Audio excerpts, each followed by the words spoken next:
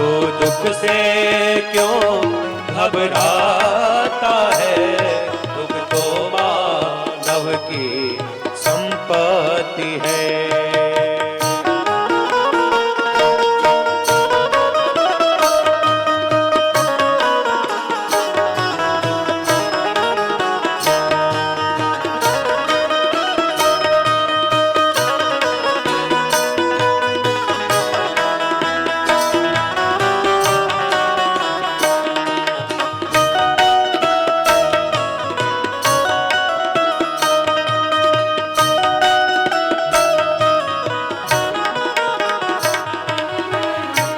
दोनों में अंतर क्या है? सुख और दुख में अंतर क्या है? सुख जाएगा तो दुख देकर, दुख जाएगा तो सुख देकर, सुख जाएगा तो दुख देकर, सुख जाएगा तो सुख देकर, सुख जाएगा तो दुख देकर, दुख जाएगा तो सुख देकर, सुख जाएगा तो दुख देकर, दुख जाएगा तो सुख देकर, सुख देकर जाने वाले से, सुख देकर जाने वाले से, हे मानव क्यों भय खाता है, सुख देकर जाने वाले से, हे मानव क्यों भय खाता है, दुख तो मानव की संपत्ति है। तो दुख से क्यों घबराता है, दुख तो मानव की संपत्ति है।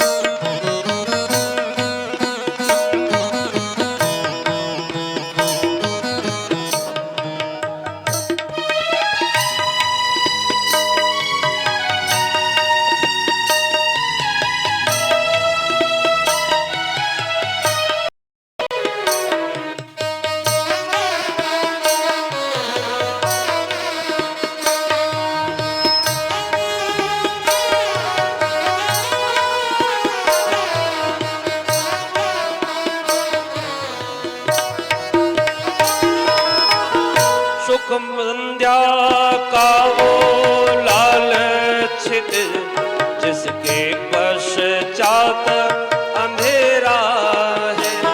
सुख संध्या का वो लालचित, जिसके पश्चात अंधेरा है। दुख प्रातः की झोर पुट बेला, जिसके पश्चात सवेरा है।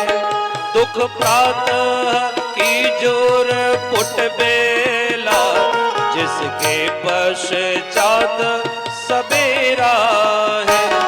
सुख में सब भूले रहते हैं, सुख में सब भूले रहते हैं। दुख प्रभु की याद दिलाता है, सुख में सब भूले रहते हैं। दुख प्रभु की याद दिलाता है, दुख तो मानव की संपत्ति है। वो दुख से क्यों घबराता है, दुख तो मानव की संपत्ति है। वो दुख से क्यों घबराता है, दुख तो मानव की संपत्ति है। दुख तो मानव की संपत्ति है, दुख तो मानव की संपत्ति है। दुख तो मानव की संपत्ति है। सुख में तो हम भगवान को भूल जाते हैं, दुख में ही तो भगवान की याद आती है। कुंती महारानी ने कहा, कन्हैया मेरे जीवन में हमेशा विपत्ति आती रहे। भगवान ने कहा, बुआ जी जो आप मांग रही हो ना वो मेरे खजाने में है ही नहीं।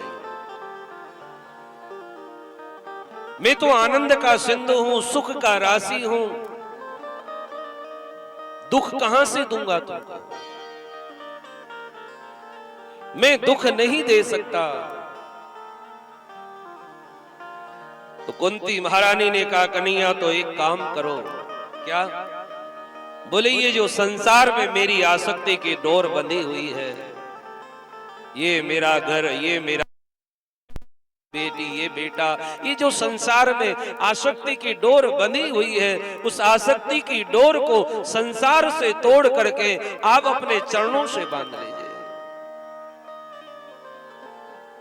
मैं हमेशा आपके चरणों का स्मरण करती रहूं, मेरा मन हमेशा आपके श्री चरणों में ही लगा रहे, बस यही वरदान दे दीजिए। भगवान ने कहा, बुआ जी ऐसा ही होगा। और कुंती मैया को भगवान ने भक्ति का वरदान दिया। मां कुंती निरंतर भगवान के चरणों का स्मरण करती है। भगवान पुनः रथारूढ़ हुए, जाने के लिए तैयार हुए। तो कुंती महारानी ने कहा, कन्हैया अब बुआ बुआ कहते हो तो बुआ का कहना भी मानो। भगवान ने कहा, बुआ जी कहिए क्या क्या है? तो भगवान कुंती बुआ ने कहा, कुछ दिन और रुक जाइए हस्तिनापुर में। भगवान ने कहा, आपकी आज्ञा है। तो यात्रा कैंसिल। भगवान हस्तिनापुर में रुक गए। और हस्तिनापुर में भगवान रुके तो महाराज पांडवों में हर्ष की लहर छा गई। चलो कुछ दिनों का सानिध्य और मिलेगा प्रभु का। अब आनंद हो रहा था। एक दिन भगवान सुबह सुबह युधिष्ठिर जी के कक्ष में गए तो देखा युधिष्ठिर जी महाराज सिंहासन पर बैठे बैठे आंसू बहा रहे हैं। तो भगवान ने कहा, दादाजी अब तो कोई आपका शत्रु नहीं बचा, अब तो आप हस्तिनापुर के राजा हो गए, फिर भी आंसू बहा रहे हो। तो युधिष्ठिर ने कहा, क्या बताऊं कन्हैया, जिसकी गोद में हम खेले बड़े हुए, जिनकी उंगली पकड़ के हमने चलना सीखा, इस महाभारत के युद्ध में हमको उनको भी मारना पड़ा। आज जब उनकी याद आती तो मन आत्मग्लानि से भर जाता है। क्या मैं इन विधवाओं के ऊपर राज्य करूं? भगवान ने युधिष्ठिर को विषादग्रस्त देखा, दुखी देखा। तो भगवान ने युधिष्ठिर जी को समझाया, उपदेश किया। जो गीता का ज्ञान भगवान ने अर्जुन को दिया, वही गीता का ज्ञान भगवान ने युधिष्ठिर जी को भी दिया। लेकिन युधिष्ठिर का मोह दूर नहीं हुआ। क्यों? जिस गीता के ज्ञान से अर्जुन का मोह दूर हो गया, उसी गीता के ज्ञान से युधिष्ठिर का मोह दूर क्यों नहीं हुआ?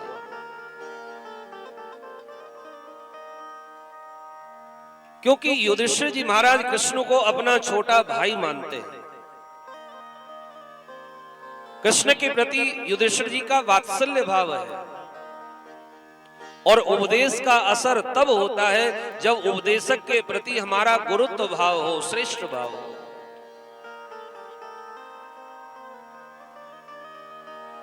युधिष्ठिर जी महाराज कृष्ण को अपना छोटा भाई मानते हैं, इसलिए उनकी बातों पर ध्यान नहीं दिया। भगवान समझ गए हमको बच्चा समझ रहे हैं, इसलिए हमारी बातों पर ध्यान नहीं दे रहे।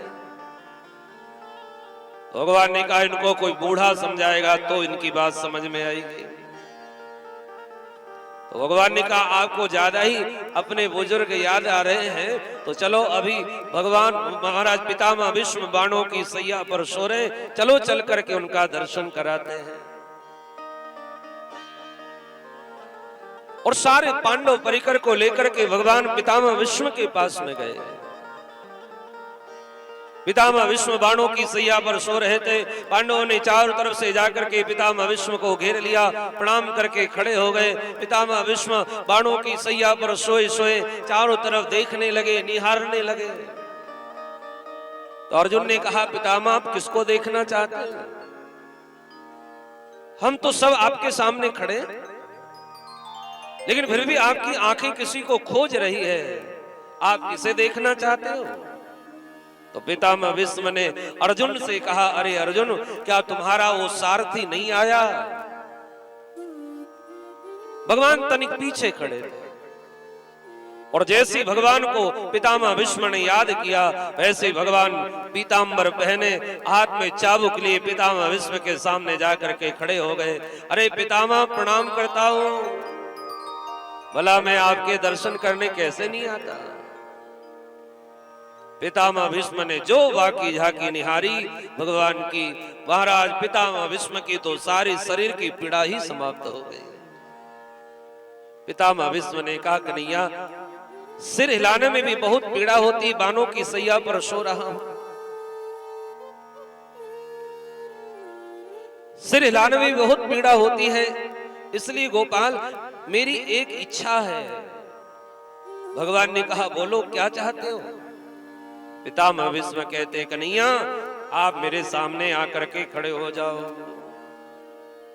सदेव देवो भगवान प्रतीक्षताम् कलेवरम यावदिदं हिनोम्यम्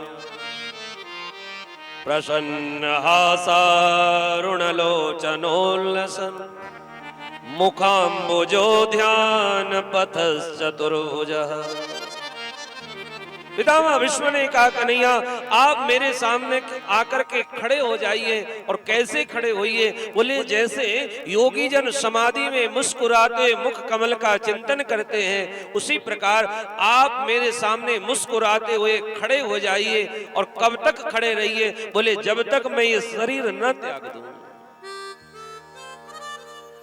कलेवरम यावदिदं हिनोम्यहम्, जब तक मैं शरीर न त्याग दूं तब तक आप मेरे सामने मुस्कुराते हुए खड़े रहिए। भगवान विचार में पड़ गए। भगवान सोचने लगे, पितामह भीष्म इच्छा मृत्यु के वरदानी है, और कोई व्यक्ति कितना भी पीड़ा में क्यों न हो, शरीर जल्दी छोड़ना नहीं चाहता, शरीर में बहुत आसक्ति होती है। और पितामह भीष्म को तो इच्छा मृत्यु का वरदान है। अगर पितामह भीष्म 2-4 साल, पितामह भीष्म की 2-4 साल इच्छा नहीं हुई मरने की, तो क्या हम इनके सामने 2-4 साल तक ऐसे मुस्कुराते हुए खड़े रहेंगे? अच्छी ड्यूटी लगा दी हमारी। भगवान सोच रहे थे, तब तक पितामह भीष्म ने टोक दिया, ए कन्हैया, खड़ा होना हो तो जरा मुस्कुराते हुए खड़े होइए, ये लटका हुआ चेहरा मुझे नहीं देखना है। और जब पितामह भीष्म ने टोका तो भगवान मुस्कुराते हुए पितामह भीष्म के सामने खड़े हो गए। और जो पितामह भीष्म ने भगवान के मुस्कुराहट का दर्शन किया, लकी जिन लाल की मुस्कान तिन्हि बिसरी वेद विधि सब योग संयम ध्यान। भगवान की मुस्कुराहट का दर्शन किया, पितामह भीष्म की तो शरीर की सारी पीड़ा ही समाप्त हो गई। हासम हरीर वनिता अखिल लोक तीव्र शोका सुसागर विशोषण मृत्युदार। भगवान की मुस्कुराहट में वो ताकत है, जो जीव शोक सागर में डूबा हुआ है, उस जीव को शोक सागर से निकाल करके आनंद के सागर में पहुंचाने की ताकत अगर किसी में है तो भगवान की मुस्कुराहट में है। पितामह भीष्म एक टक भगवान को निहारने लगे, भगवान का दर्शन करने लगे। और तभी महाराज पितामह भीष्म जब भगवान का दर्शन कर रहे थे, तभी भगवान ने युधिष्ठिर जी से कहा, भगवान का पितामह का महाप्रयाण होने वाला है, जो कुछ पूछना चाहते हो पूछ लो। पितामह भीष्म के सामने युधिष्ठिर जी महाराज ने अनेक प्रश्न कर दिए। और तब पितामह भीष्म ने युधिष्ठिर जी को उपदेश किया, दान धर्मान राज धर्मान मोक्ष धर्मान विभागसः स्त्री धर्मान भगवत धर्मान समासभ्यास योगतः।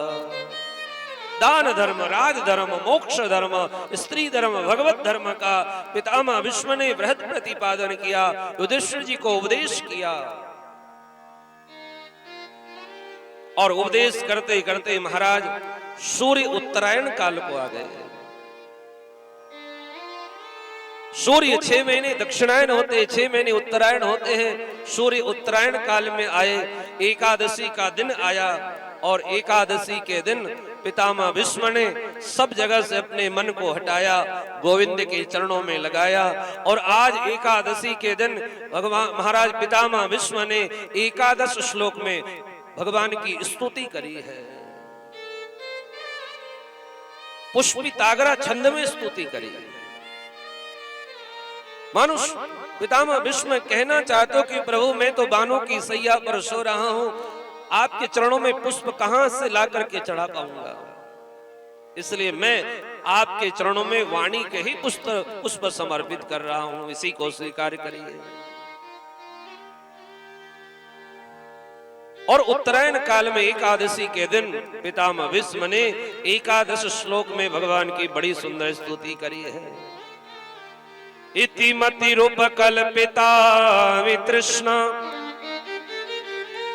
भगवती सात्वद पुंगवे विभुम्नि स्वसुखमुपगते क्वच्युदे हरतो प्रकृते मुपेयुषे यदभव प्रवाह।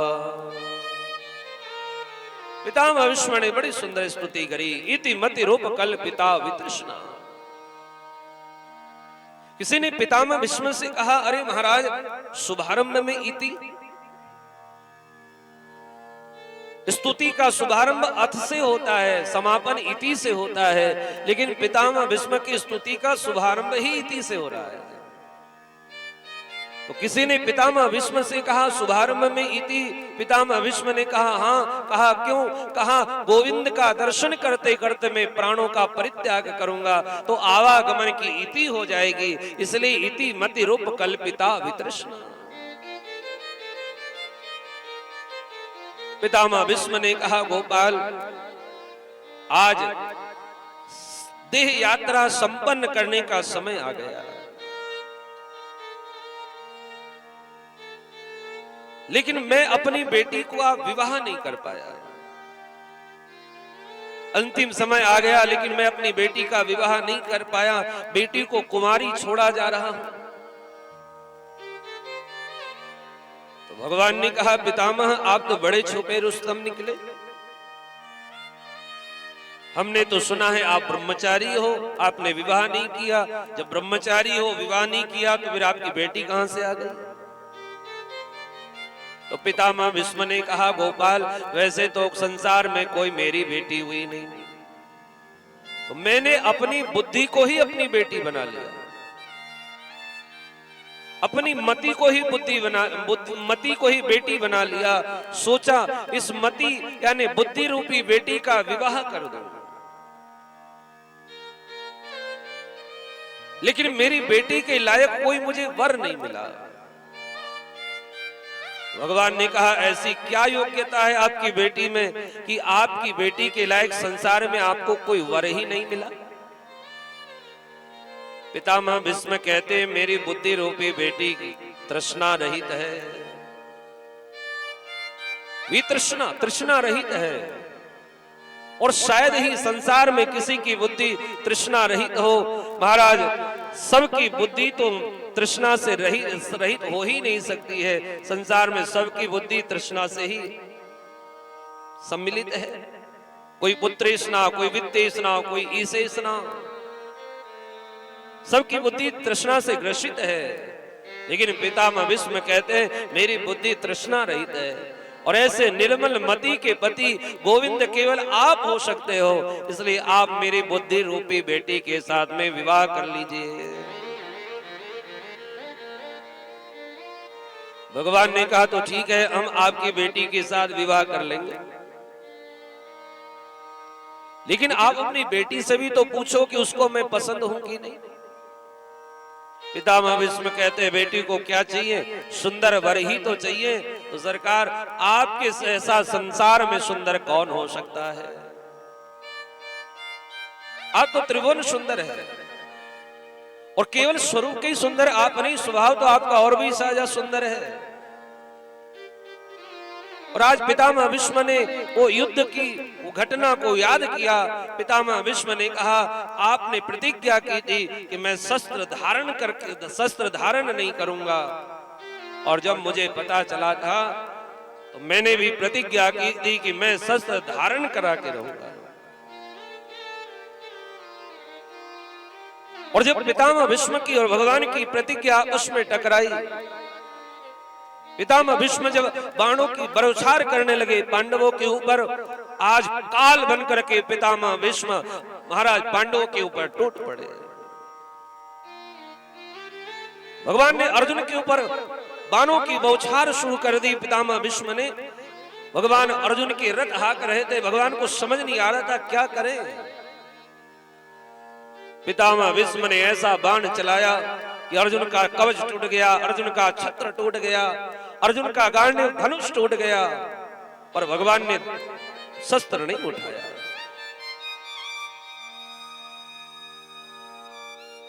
पितामह भीष्म जानते हैं भगवान को कब क्रोध आता है।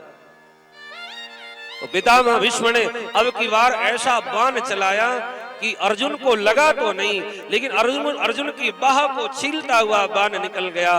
अर्जुन की बाह से खून की धार बहने लगी और कुछ खून के बौछार, खून के फवारे भगवान के पीतांबर पर आकर के लगे। और जैसे भगवान ने अर्जुन का रक्त देखा, भगवान भूल गए अपनी प्रतिज्ञा, रथ से नीचे कूद पड़े और रथ का टूटा हुआ चक्का लेकर के पितामह भीष्म को मारने के लिए दौड़ पड़े। हाहाकार मच गया। अरे भगवान ने अपनी प्रतिज्ञा तोड़ दी, प्रति प्रकट हो गई। बोले प्रभु आपने आज अपनी प्रतिज्ञा तोड़ दी। पांडव बोले सरकार आपने आज अपनी प्रतिज्ञा तोड़ दी। और जैसी पितामह भीष्म की तरफ भगवान चक्कर लेकर के दौड़े, टूटा हुआ चक्का लेके दौड़े, वैसे पितामह भीष्म हाथ जोड़ करके खड़े हो गए, चरणों में गिर पड़े, धनुष बाण फेंक दिया। लोग भगवान से कहने लगे आज आपने प्रतिज्ञा तोड़ दी। भगवान ने कहा मेरी कोई प्रतिज्ञा नहीं है, भक्त की प्रतिज्ञा की रक्षा करना ही मेरी प्रतिज्ञा है। और आज पितामह भीष्म की प्रतिज्ञा की रक्षा के लिए भगवान ने अपनी प्रतिज्ञा तोड़ दी।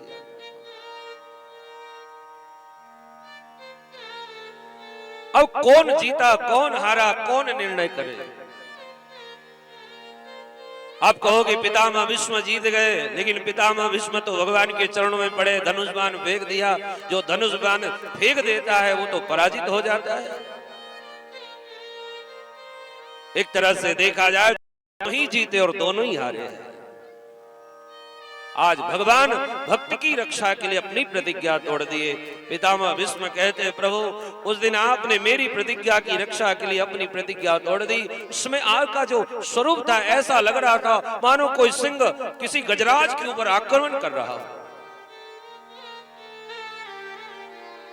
और उसी झांकी को आज पितामह भीष्म ने याद किया, सब तरह से मन को हटाया। एकादशी के दिन पितामह भीष्म ने सब तरह से अपने मन को हटाया और हटा करके गोविंद के चरणों में लगाया।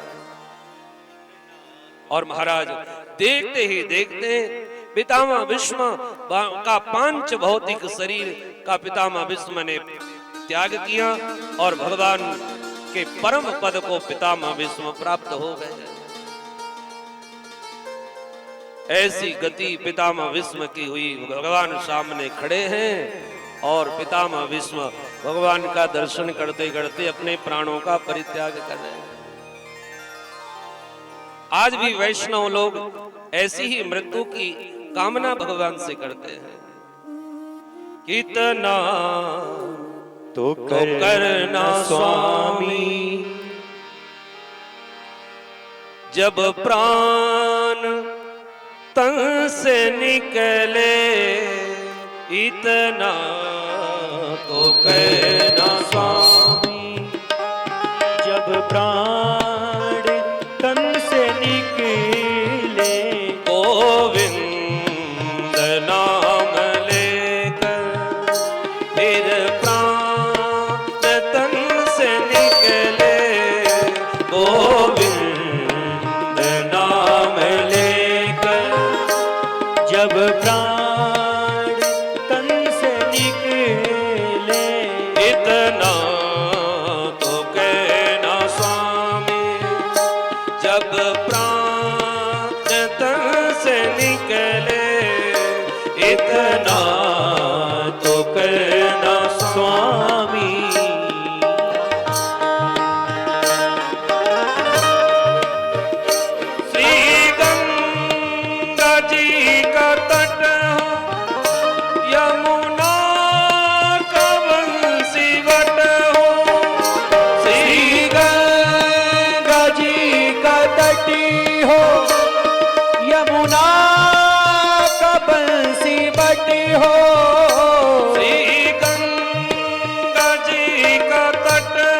छठ हो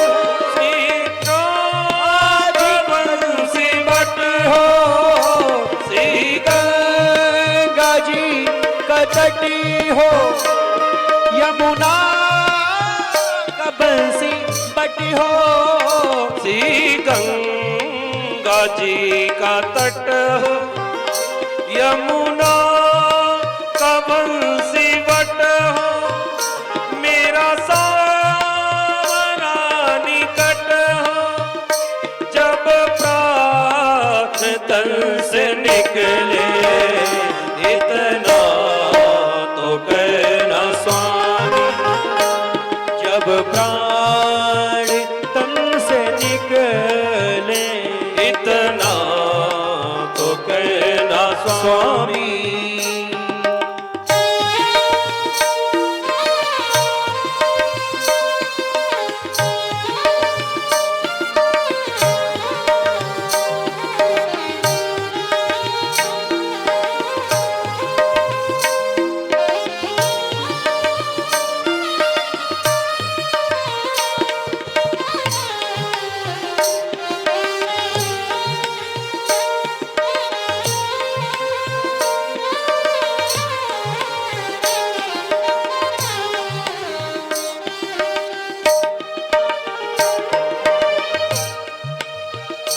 सन्मुख सावरा खड़ा हो मुरली का स्वर भरा हो सन्मुख सावरा खड़ा हो मुरली का सुर भरा हो सन्मुख सावरा खड़ा हो मुरली का स्वर भरा हो सन्मुख सावरा खड़ा हो मुरली का स्वर भरा हो सन्मुख सावरा खड़ा हो मुरली का स्वर भरा हो तिरछा चरण धरा जब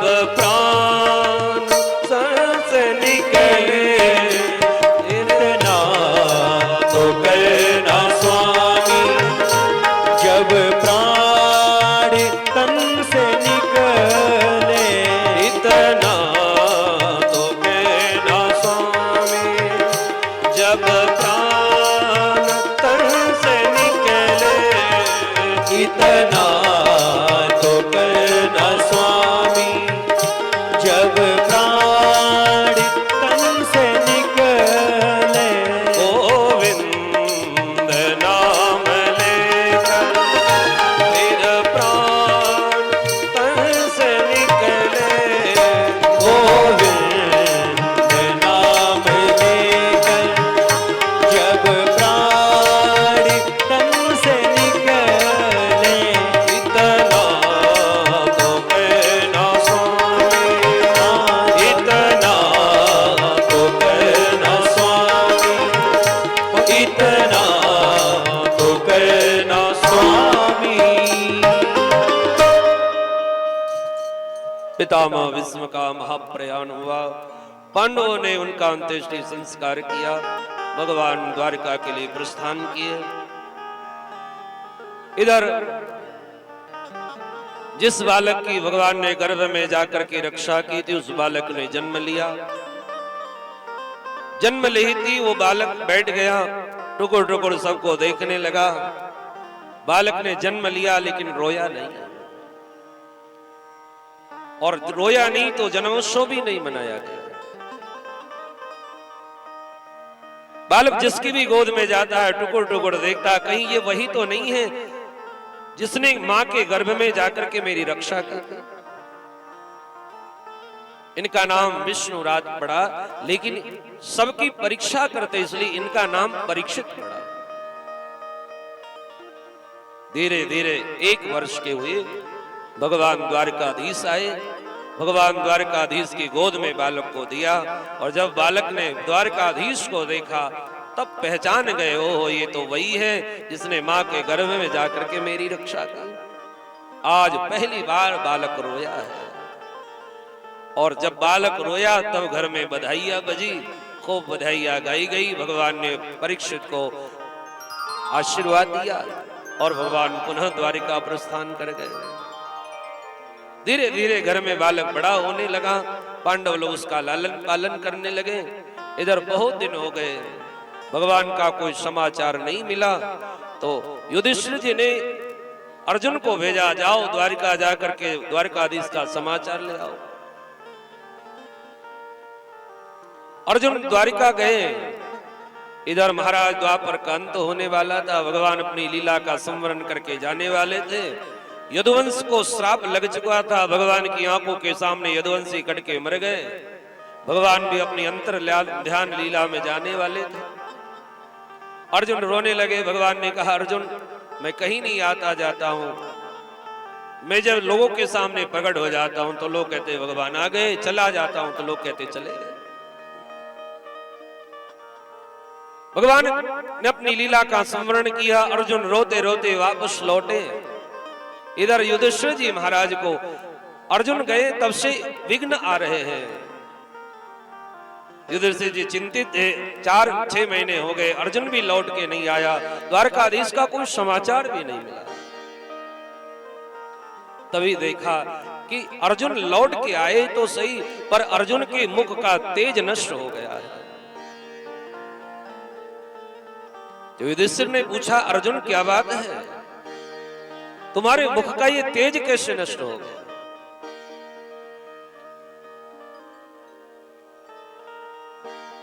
कहीं तुम शरणागत की रक्षा करने में असफल तो नहीं हो गए?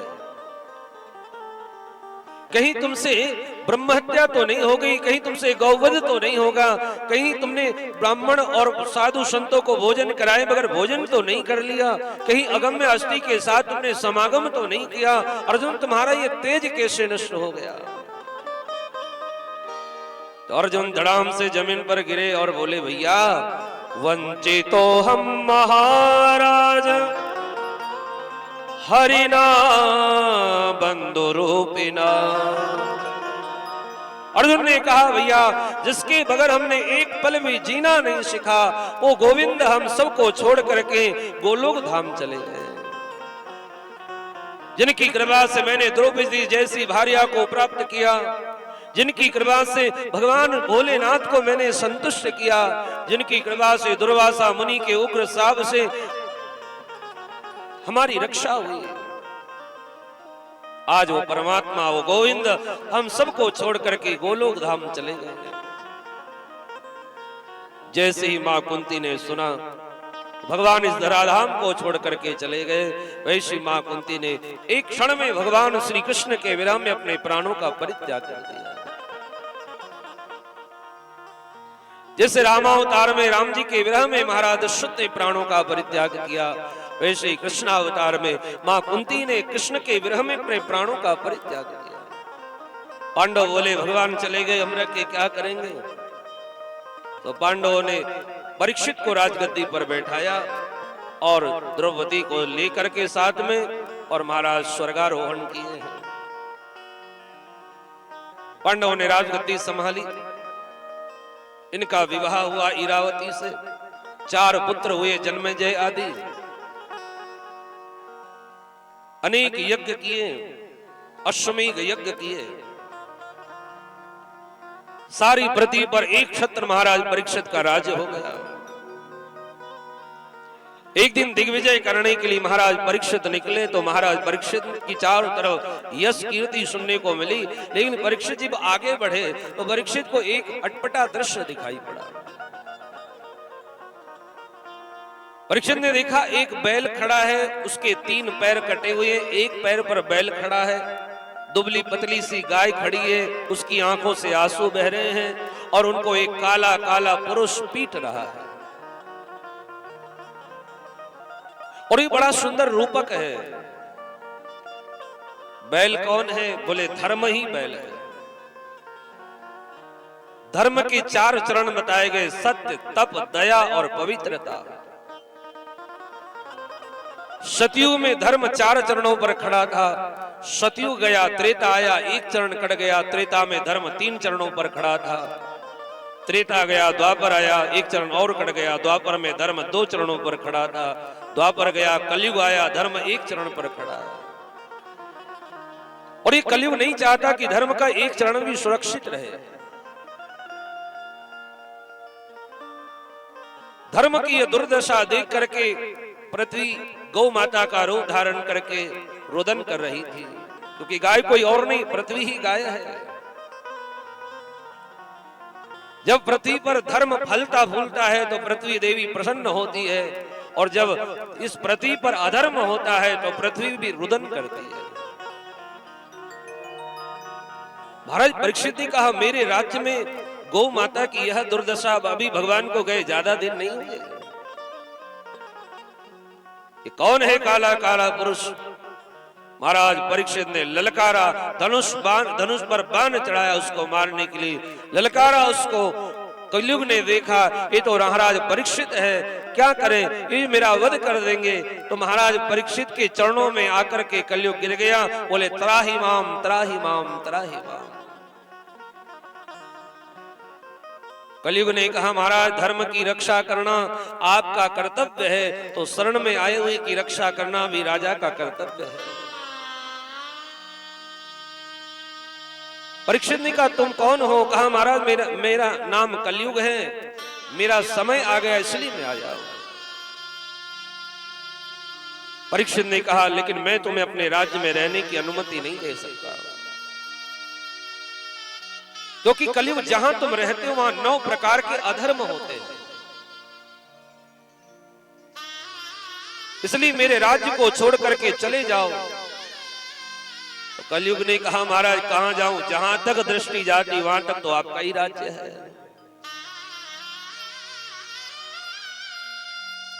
जाऊं तो कहां जाऊं? परीक्षित ने विचार किया, बात तो सही है। तो परीक्षित ने कहा, एक बात बताओ, तुम्हारे अंदर दोष कितने हैं और गुण कितने हैं? कलयुग ने कहा, हमारा दोषों का तो मैं खजाना, दोष तो मेरे अंदर अनगिनत है, लेकिन एक मेरे अंदर सबसे बड़ा सद्गुण है। क्या? बोले यत् फलम नास्ति तपसा न योगेन समाधिना तत्फलम लभ्यते सम्यक कलौ केशव कीर्तना। कलयुग ने कहा, मेरे अंदर सबसे बड़ा सद्गुण यह है कि कलयुग में केवल भगवान के नाम का आश्रय लेकर के जीव भव सागर से पार हो जाएगा। राम नाम कले अभिमत दाता, राम नाम कली अभिमत दाता, हित पर लोक लोक पितु माता, हित पर लोक लोक पितु माता, नहीं कल कर्मन भगति विवेको, यही कलि करामन भगति विवेको, नहीं कल कर्मन भगति विवेको, नहीं कलि करामन भगति विवेको। राम नाम अवलंबन एको, राम नाम अवलंबन एको, राम नाम अवलंबन एको, राम नाम अवलंबन एको। कलयुग ने कहा, महाराज मेरे अंदर सबसे बड़ा सद्गुण है कि कलयुग में केवल जीव भव एक राम नाम का आश्रय लेकर के भव सागर से पार हो सकता है। बस इसी गुण पे महाराज परीक्षित रीझ गए, और रीझ करके परीक्षित ने कलयुग को रहने के लिए 4 स्थान दे दिया। द्यूतम पानम स्त्रिय शूना यत्रा धर्म चतुर्विधा, जहां जुआ खेला जाता है, जहां हिंसा होती है, जहां अगम्य अविस्त्री के साथ समागम किया जाता है और जहां मदिरा पी जाती है, ये 4 जगह कलयुग को रहने के लिए दिया। तो कलयुग ने कहा महाराज एक मेरे अंदर सद्गुण है तो कम से कम एकाध अच्छा कमरा दे दीजिए, एकाध जगह अच्छी दे दीजिए। तो परीक्षित के मुंह से निकल गया, जाओ तुम स्वर्ण में निवास करो। कलयुग ने कहा बस बन गया काम, सोने में कलयुग का वास है। लेकिन इसी भागवत में लिखा है, जब भगवान अपनी विभूति योग का वर्णन कर रहे थे तो भगवान कहते धातु नाम अस्मि कांचनम, धातुओं में मैं स्वर्ण हूं। तो सोना में भगवान का भी वास है, कलयुग का भी वास है। बात समझ में नहीं आई? बोले भैया नंबर 2 की कमाई का जो सोना है उसमें कलयुग का वास है, और खरे पसीने की कमाई का जो सोना है उसमें भगवान का वास है। आज परीक्षित जी महाराज ने सोचा देखूं सही मेरे दादाओं ने मेरे लिए क्या छोड़ा। खजाना खोला, सोने का मुकुट दिखा, परीक्षित ने लगा लिया। और जैसे सोने का मुकुट लगाया वैसे कलयुग को मौका मिला और कलयुग आकर के सवार हो गया। तो ये सोने का मुकुट क्या नंबर 2 का था? बोले नंबर 2 का नहीं तो क्या नंबर 1 का था? किसका था मुकुट? बोले ये जरासंध का मुकुट था। भीमसेन ने जरासंध का वध कर दिया और मुकुट ले आया था। आज परीक्षित ने लगाया और जैसे ही लगाया वैसे कलयुग सवार हो गया सिर पर। और कलयुग सवार होगा तो वो तो अपने घर की ओर ही ले जाएगा।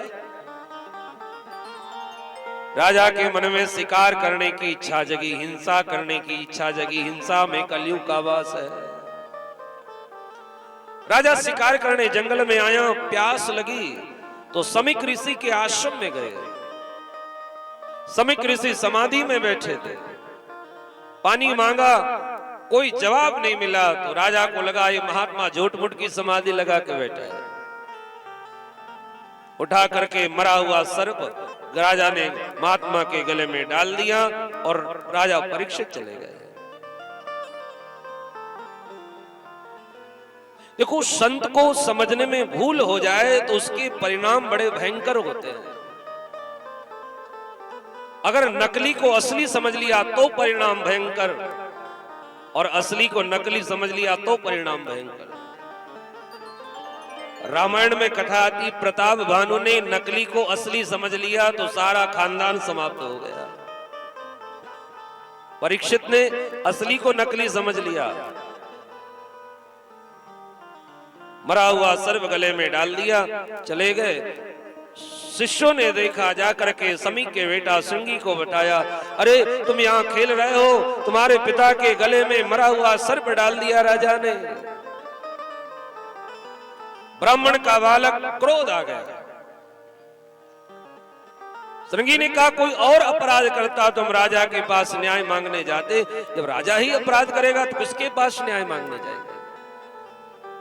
श्रृंगी ऋषि ने कहा इन क्षत्रियों के पास में सत्ता का बल है तो हम ब्राह्मणों के पास में तपस्या का बल है। उठाया कौश की नदी का जल और उठा करके श्राप दे दिया, आज के 7वें दिन तक्षक डसेगा और परीक्षित की मृत्यु हो जाएगी।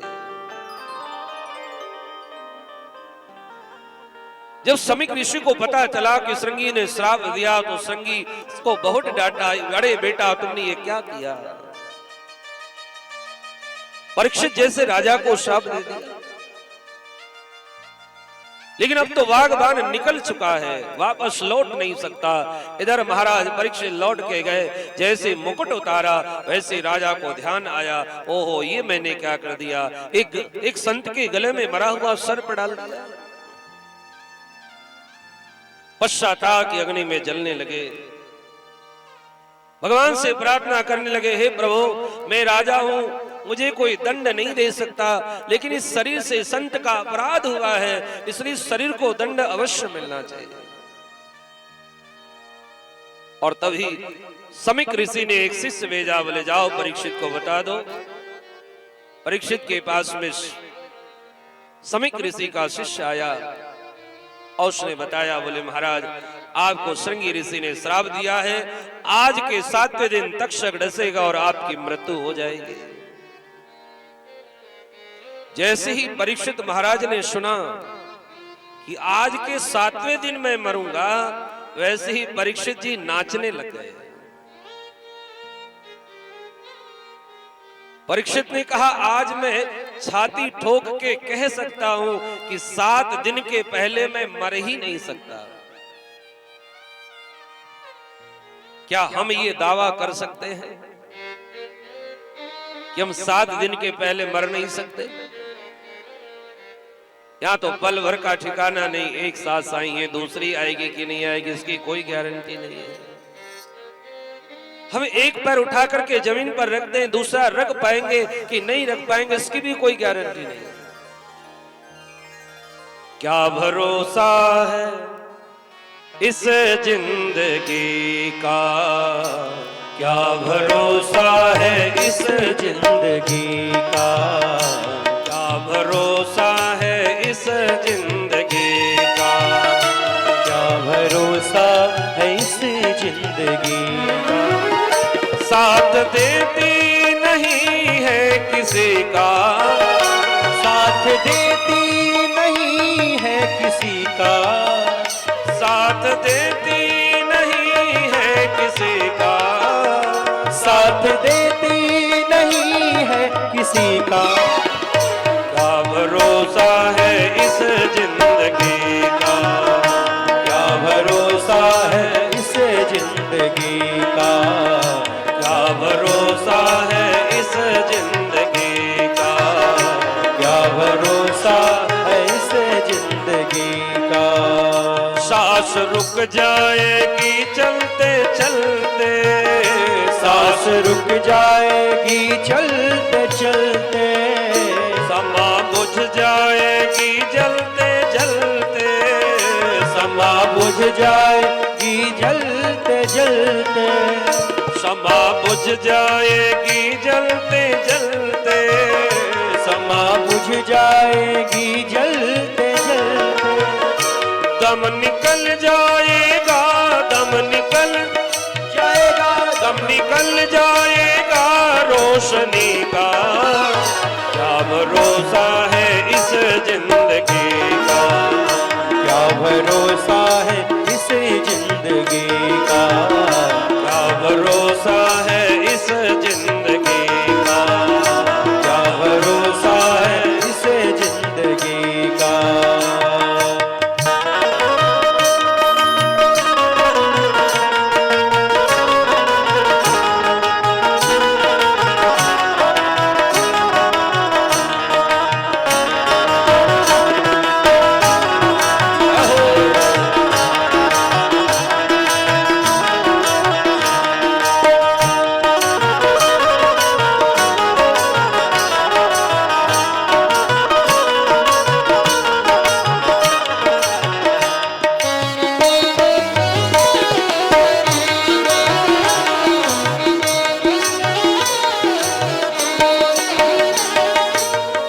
दुनिया है हकीकत पुरानी, दुनिया है हकीकत पुरानी, आन जानी है इसकी रवानी, आनी जानी है इसकी रवानी, आन जानी है इसकी रवानी, आनी जानी है इसकी रवानी। फर्ज पूरा करो, फर्ज पूरा करो, फर्ज पूरा करो बंदगी का। क्या भरोसा है इस जिंदगी का, क्या भरोसा है इस जिंदगी का। साथ देती नहीं है किसी का, साथ देती नहीं है किसी का। क्या भरोसा है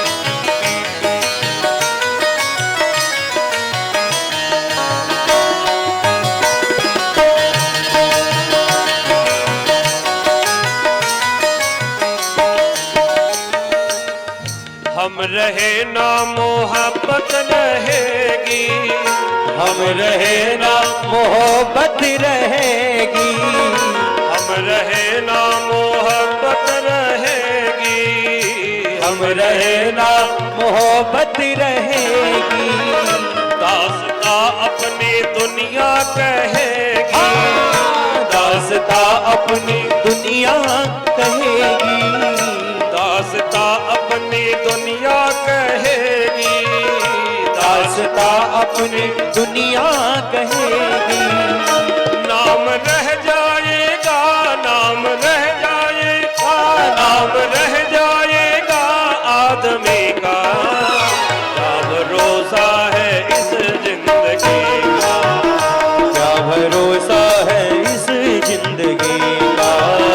साथ देती नहीं है किसी का, साथ देती नहीं, साथ देती नहीं, साथ देती नहीं है किसी का।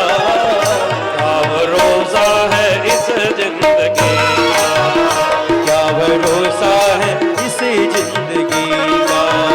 क्या भरोसा है इस जिंदगी का, क्या भरोसा है इस जिंदगी का। क्या भरोसा, ओ क्या भरोसा, क्या भरोसा, ओ क्या भरोसा, क्या भरोसा, क्या भरोसा।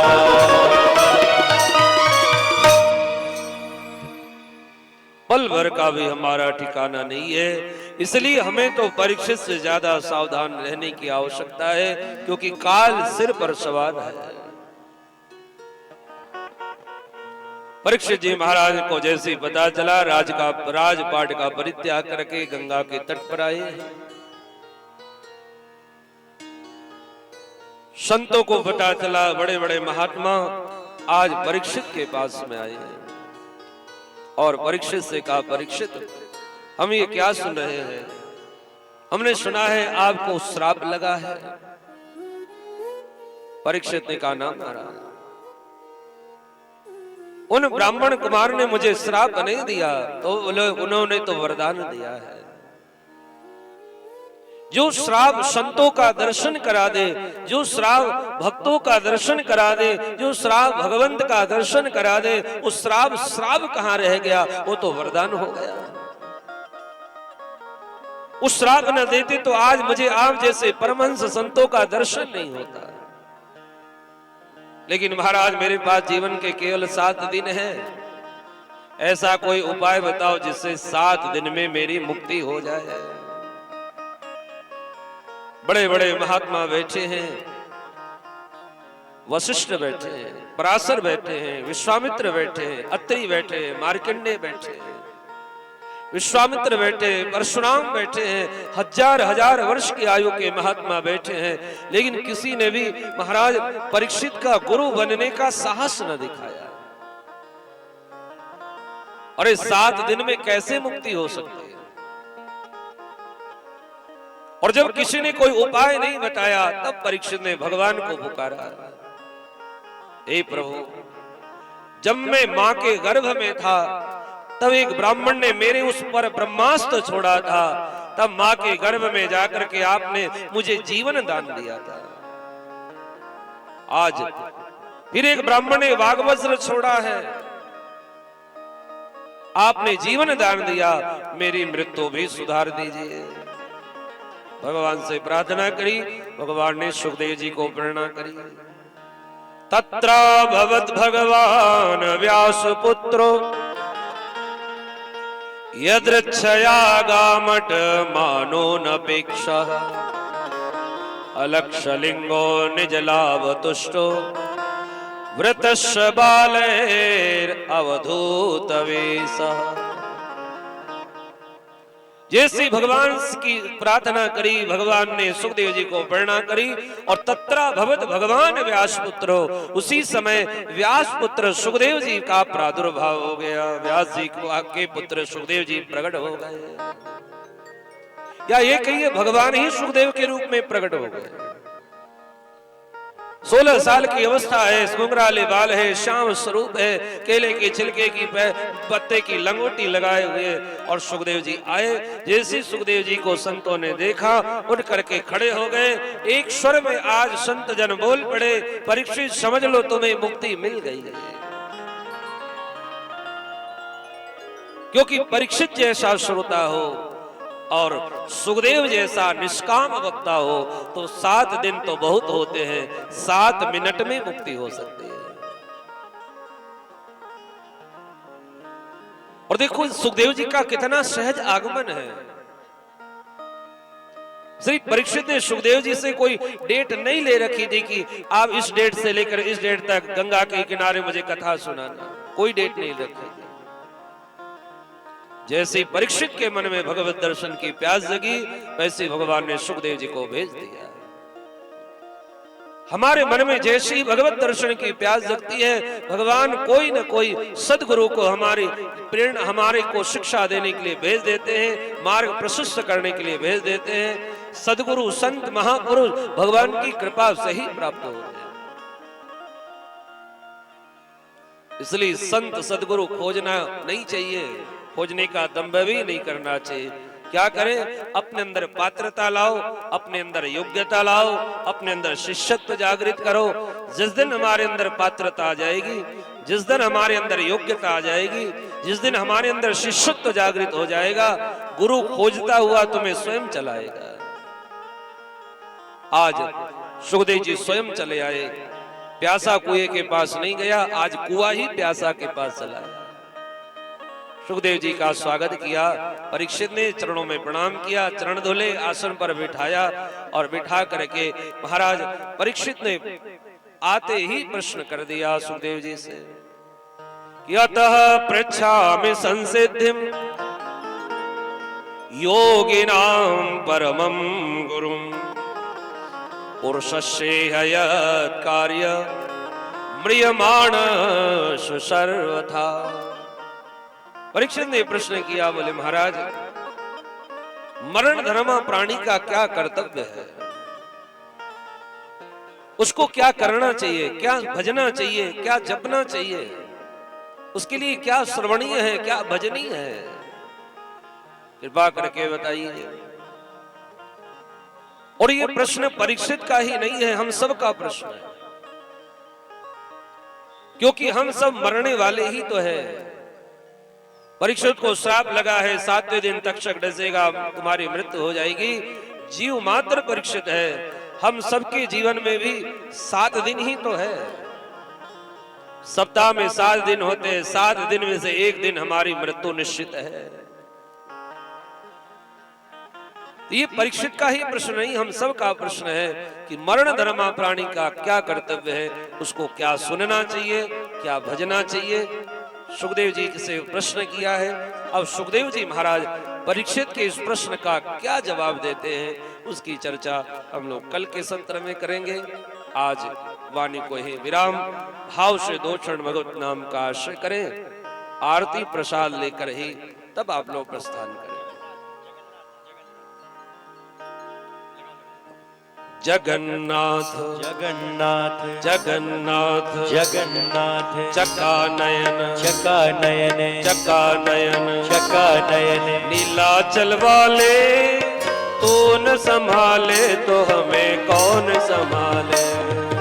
जगन्नाथ जगन्नाथ चकानयन चकानयन जगन्नाथ जगन्नाथ चकानयन चकानयन नीलाचल वाले तू न संभाले तो हमें कौन संभाले। ओह तू न संभाले तो हमें कौन संभाले। ओह तू न संभाले तो हमें कौन संभाले। तू न संभाले तो हमें कौन संभाले। श्याम सुंदर श्याम सुंदर मदन मोहन मदन मोहन श्याम सुंदर श्याम सुंदर मदन मोहन मदन मोहन बांसुरी वाले तू न संभाले तो हमें कौन संभाले। तू न संभाले तो हमें कौन संभाले। तू न संभाले तो हमें कौन संभाले। तू न आइए, संभाले तो हमें संभाले। मेरी ये नैया है अब तो तेरे हवाले, मेरी ये नैया है अब तो तेरे हवाले। मेरी ये नैया है अब तो तेरे हवाले, मेरी ये नैया है अब तो तेरे हवाले। तू न संभाले तो हमें कौन संभाले, तू न संभाले तो हमें कौन संभाले। श्याम सुंदर श्याम सुंदर मदन मोहन, मदन मोहन, श्याम सुंदर श्याम सुंदर मदन मोहन, मदन मोहन। बांसुरी वाले तू न संभाले तो हमें कौन संभाले। हाँ, तू न संभाले तो हमें कौन संभाले। जगन्नाथ जगन्नाथ चकानयन, चकानयन, जगन्नाथ जगन्नाथ चकानयन, चकानयन। नीलाचल वाले तो न संभाले तो हमें कौन संभाले। हाँ, तू न संभाले तो हमें कौन संभाले। हाँ, तू न संभाले तो हमें कौन संभाले। हाँ, तू न संभाले तो हमें कौन संभाले। जगन्नाथ जगन्नाथ जगन्नाथ जगन्नाथ चकानयन, चकानयन, चकानयन, चकानयन। नीलाचल वाले तो न संभाले तो हमें कौन संभाले। तू न संभाले तो हमें कौन संभाले। जगन्नाथ जगन्नाथ जगन्नाथ जगन्नाथ चकानयन, चकानयन, चकानयन, चकानयन। नीलाचल वाले तो न संभाले तो हमें कौन संभाले। हाँ हाँ, तू न संभाले तो हमें कौन संभाले। हाँ, तू न संभाले तो हमें कौन संभाले। हाँ, तू न संभाले तो हमें कौन संभाले। ओ मेरी ये नैया है अब तो तेरे हवाले, मेरी ये नैया है अब तो तेरे हवाले। हाँ, मेरी ये नैया है अब तो तेरे हवाले। मेरी ये नैया है अब तो तेरे हवाले। तू न संभाले तो हमें कौन संभाले। हाँ, तू न संभाले तो हमें कौन संभाले। जगन्नाथ जगन्नाथ जगन्नाथ जगन्नाथ चकानयन, चकानयन, चकानयन, चकानयन। जगन्नाथ जगन्नाथ चकानयन, चकानयन, चकानयन, चकानयन। जगन्नाथ जगन्नाथ चकानयन, चकानयन। नीलाचल वाले तू न संभाले तो कौन संभाले। ओ, तू न संभाले तो हमें कौन संभाले। तू न संभाले तो हमें कौन हे संभाले। गोपाल, तू न संभाले तो हमें कौन संभाले। जगन्नाथ जगन्नाथ जगन्नाथ जगन्नाथ चकानयन, चकानयन, चकानयन, चकानयन। नीलाचल वाले तो न संभाले तो हमें कौन संभाले। हाँ, तू न संभाले तो हमें कौन संभाले। तू न संभाले तो हमें कौन संभाले। हाँ, तू न संभाले तो हमें कौन संभाले। ओ तू न हे गोपाल, कौन संभाले। तू न संभाले तो हमें कौन संभाले। तू न संभाले तो हमें कौन संभाले। हाँ, तू न संभाले तो हमें कौन संभाले। तू न संभाले तो हमें कौन संभाले। हाँ, तू न संभाले तो हमें कौन संभाले। हमें कौन संभाले, हमें कौन संभाले, हमें कौन संभाले।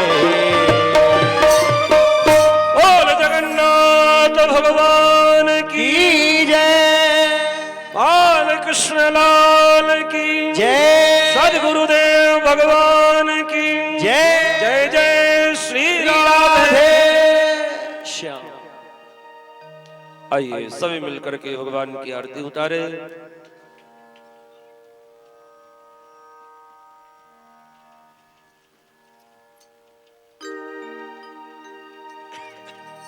श्री बांके बिहारी तेरी आरती गाऊं, आरती गाऊं प्यारे आपको मनाऊं।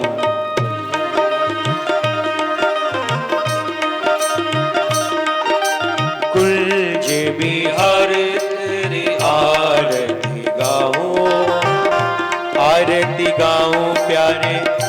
आपको मनाऊं।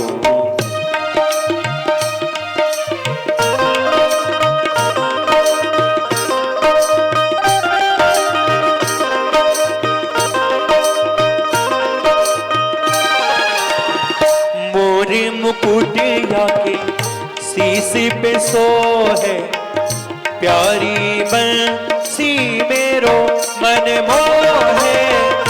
मोरे मुकुटिया के शीश पे सोहे प्यारी बंसी मेरो मन मोहे। मोरे मुकुटिया के शीश पे सोहे प्यारी बंसी मेरो मन मोहे। या बंसी पे मैं तो बली बली जाऊं, बाके बिहारी तेरी आरती गाऊं।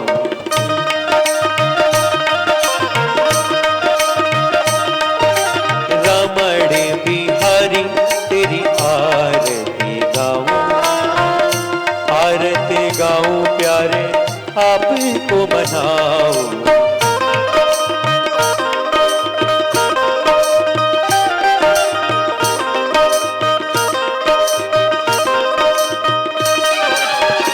चरणों से निकली है गंगा प्यारी, जिसने सारी दुनिया है तारी।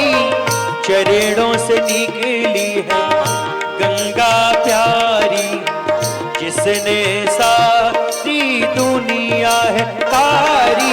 चरणों से निकली है गंगा प्यारी, जिसने सारी दुनिया है सारी।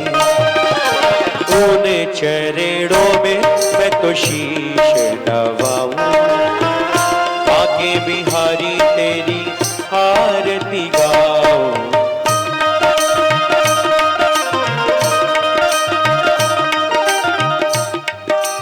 रमण बिहारी तेरी आरती गाऊं, आरती गाऊं भगवन आपको मनाऊं।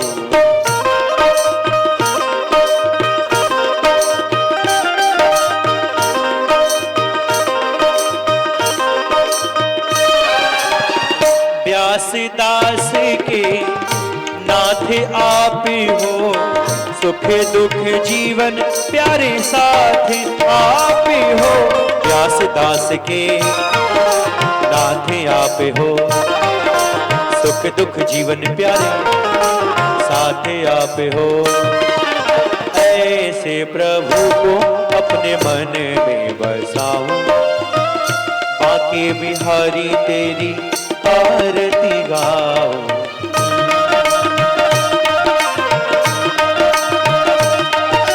कुंज बिहारी तेरी आरती गाऊं, आरती गाऊं प्यारे आपको मनाऊं।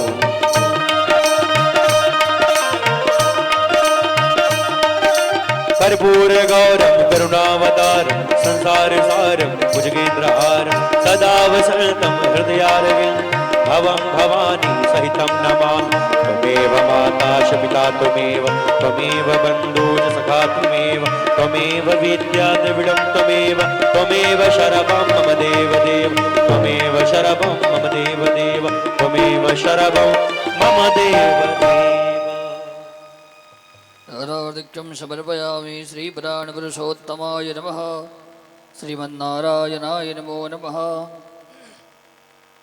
ज्वालामालिन्यै नमः। रत्नैश्वर्यै नमो नमः। जलेन शीतलीकरणं देवाभिवन्दनं। हस्ते अक्षतपुष्पाणि गृहीत्वा मन्त्रपुष्पाञ्जलिः। हरिः ओं मा जगदेन जज्ञमयचन्ददेवस्तानि धर्माणि प्रथमान्यासन्नादेहनागं महिमानः। सचन्द्यत्र पूर्वे साद्यः सन्धिदेवा। नानासुगन्धपुष्पाणि यथा कालोद्भवानि च पुष्पाञ्जलिर्मया दत्तगृहान् परमेश्वरः। कृष्णाय वासुदेवाय हरे परमात्मने प्रणतक्लेशनाशाय गोविन्दाय नमो नमः। प्रार्थनापूर्वकमन्त्रपुष्पाञ्जलिं समर्पयामि। प्रणमामि नमस्करोमि। चढ़ा करके प्रणाम करें। सभी लोग पुनः यथास्थान बैठ जाएं। सभी के पास भगवान की पावन आरती और प्रसाद पहुँचेगा। सभी लोग आरती और प्रसाद लेकर के ही